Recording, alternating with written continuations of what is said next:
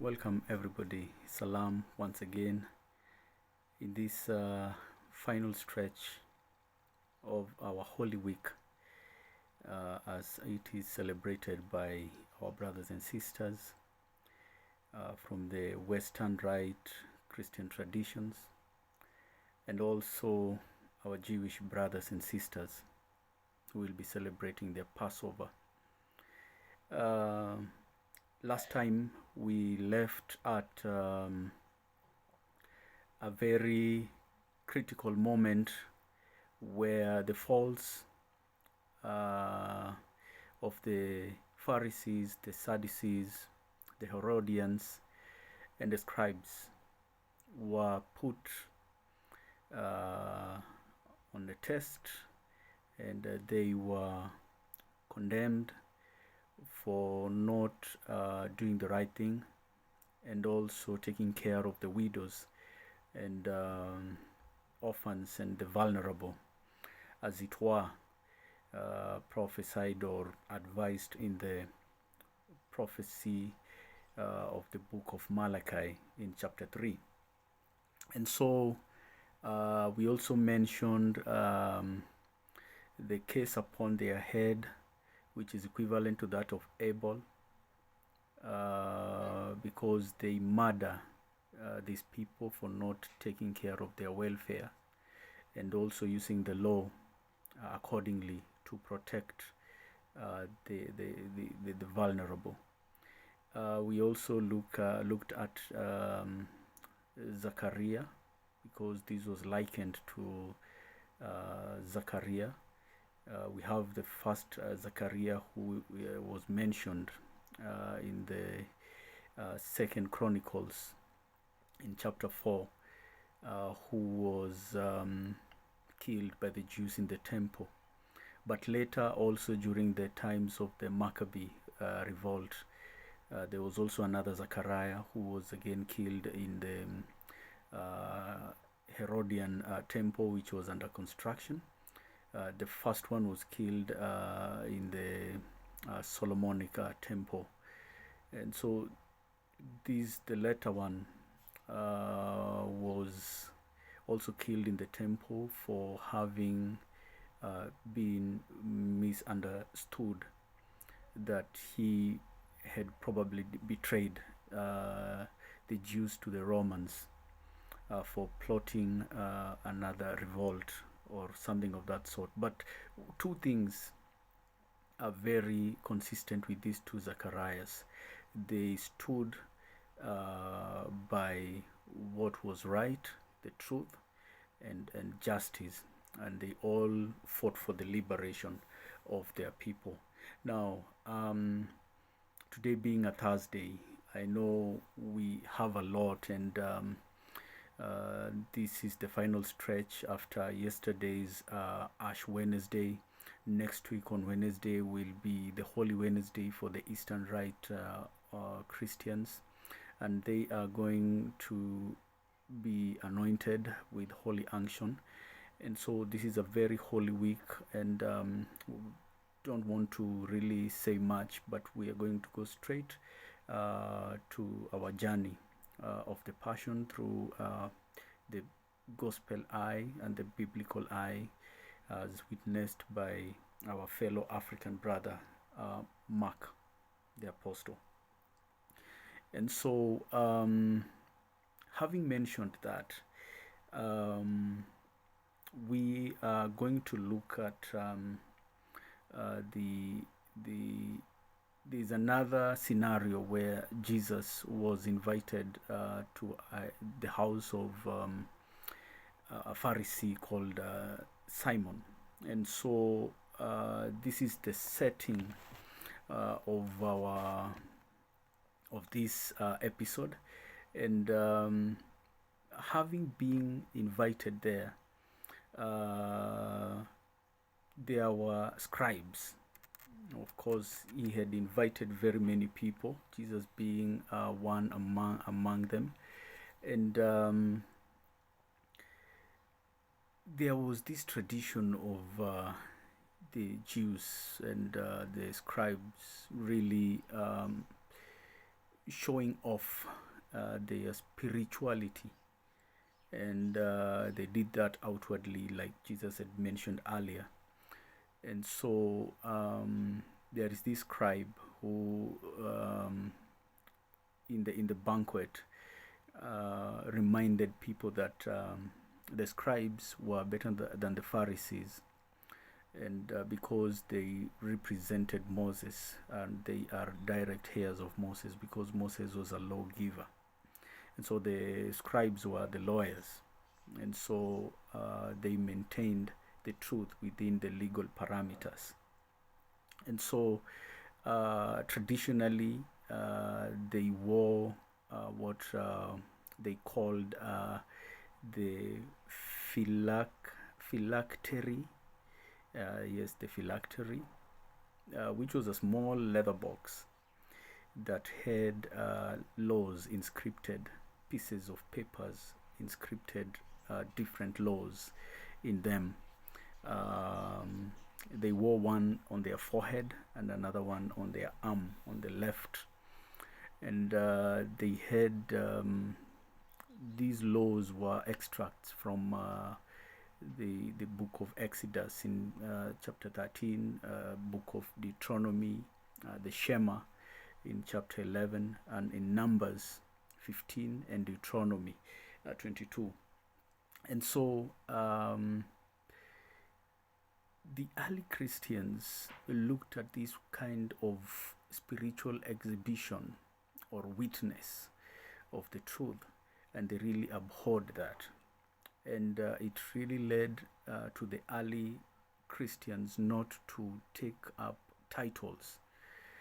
And it was not until the time of Constantine that we saw the church starting taking titles of archbishops, bishops, and so on and so forth. Anyway, the bishops were there before, during the first century, but now the extension of the titles began 200 years later. Now, Jesus in this banquet really continues with our last topic of the faults of the parties, the Jewish parties, and he reminds them that they behave in a way that one can never really like to associate with them. Even the Jewish public needed the services of these parties, but they were not fond of them, because they really had put a lot of barriers for people to be part of them. There was a very big bureaucracy, and so, like we know even today, in governments, in big organizations, and also in churches, there are very many bureaucracies that they block people from really being part of the decision making and the leadership. Their opinions are seen as second fiddle, and really, I think it's a human thing to be afraid of the masses and also protect their personal interest. And so Jesus looks at these from a point of view of the negative impact of this kind of system and structures that really continues even today to cause oppression to many. And one, he mentions that the people who converted into Judaism, who were non-Jews, equivalent of the catechumens in Christianity, they were called converts, and if you like, they were also called proselytes. And these people who were converted by Jews outside Jerusalem, in coming for pilgrimage, they were again almost like rebaptized. And so this idea of rebaptizing people who, of course, have already believed in Jesus is something that should be put into question. And because the formulas, the theories, and all these things are later developments of the church, but they are not part of what was in the early Christian communities. And so Jesus compares these people to because again, like we said, they could also exonerate you from the curse of oath. If you had sworn by the name of God, for example, in the altar, and you had not mentioned anything that belonged to the altar, you were exonerated at a fee. And this is what we came to see later as what was called payment of sins of the departed ones. And today people also buy salvation. And so all these things were against the word that was taught to them by Moses. And if they were faithful to the legal word, they would not be in this precarious position of being condemned by Jesus, whom they have been condemning for 3 years, but he has been answering them by word and through wisdom. And so he calls them, he compares them to cups and plates, which were clean at the outside but dirty in the inside. He also mentions the graves, which were painted white during pilgrimage, so that people could not stumble on them. Because if you stumbled on a grave on your way to Jerusalem pilgrimage, you were considered unclean, and so you could not have participated in the religious rite or religious occasion. And so this was very important to them, the white graves. And so Jesus continued to mention a lot of things that they were doing wrong, but they thought that they were right. Now, fast forward to the Mount of Olives, where we find after the banquet Jesus goes to. And this is an apocalyptic moment for us. And it draws our attention to really what the kingdom was and how we were to acquire it. And so apocalypse really means events of the future. It is a Latin word. It is a Greek word, and there is also a Latin word which is revelation. And so Amos is the first to mention this apocalyptic message when he talks of the day of the Lord. Okay, and so we find that this happens during when the temple was being constructed, and the temple, remember, began to be constructed at around 19th BC, and it completed around 64 BC. And so Herod had begun construction of the temple way long before his death at around 4th BC or 2nd BC, thereabout. And so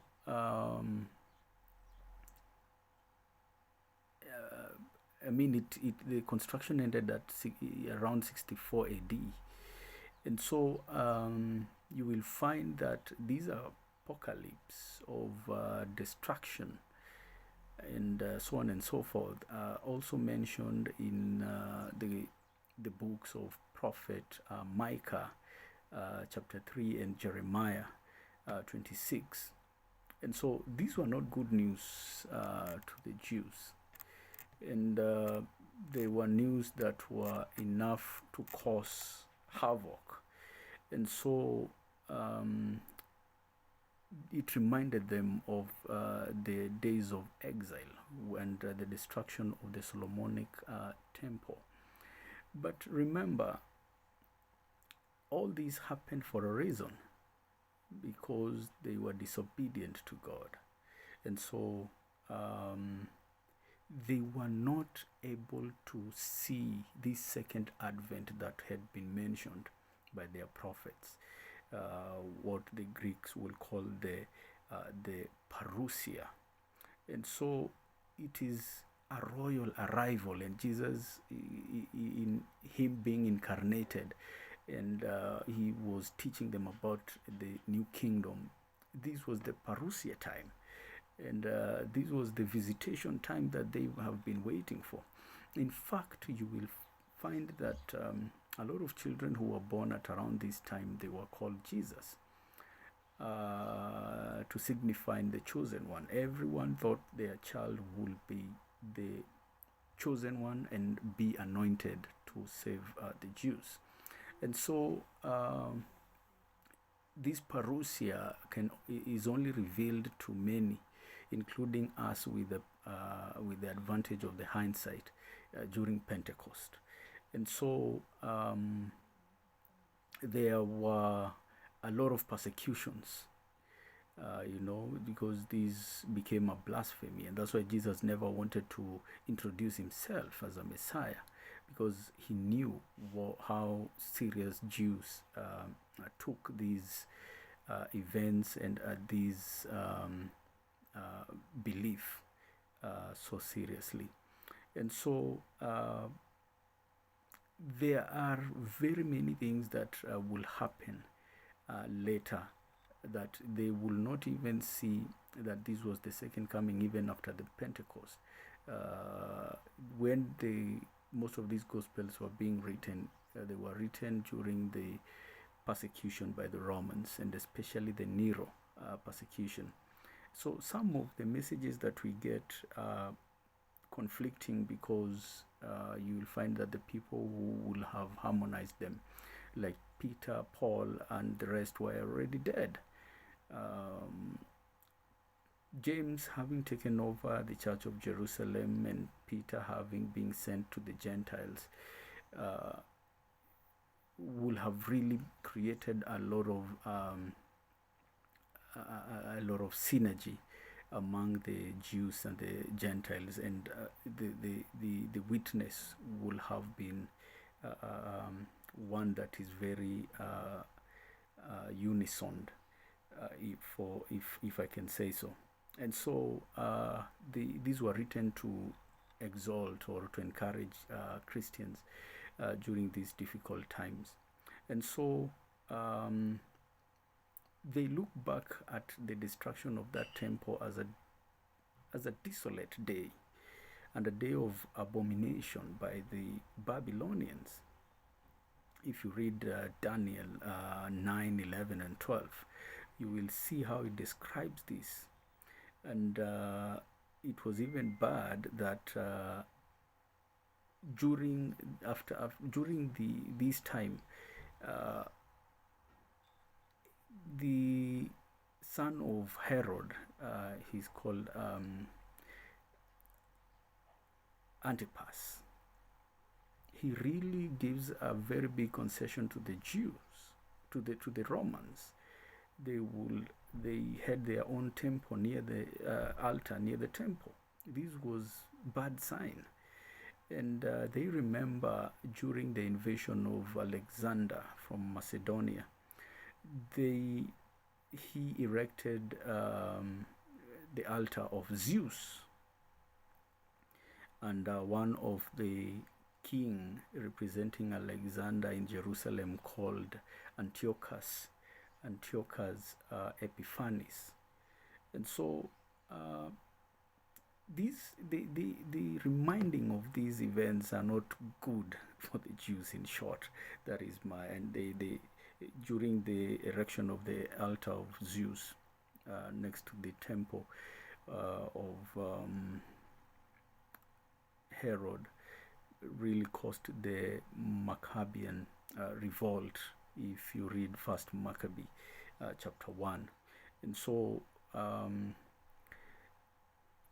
it is a very sorry time for the Jews, and one can feel for them. But again, they couldn't have known that Jesus was the Messiah, and so for him, this was a time of eschatology, death and judgment, and he was to die, and he was to be judged, for him to judge the world and pronounce the death of the old kingdom. So it was a very spiritual thing, and I think and I hold that this is why Jesus forgave those who never believed in him and those who killed him, because it had to be like so. And so we continue to look at when Emperor Caligula of the 38 AD came again and erected a statue of himself next to the temple. When he sieged Pella, which is just after Jerusalem, Jordan, I mean, and here Christians were there, and it was during a time when they saw the revolt, and so this reminded them again of Daniel 12, like I said before, but also Ezekiel 32 and Joel 2, and of course our favorite book, Isaiah, the first Isaiah in chapter 13 and chapter 34.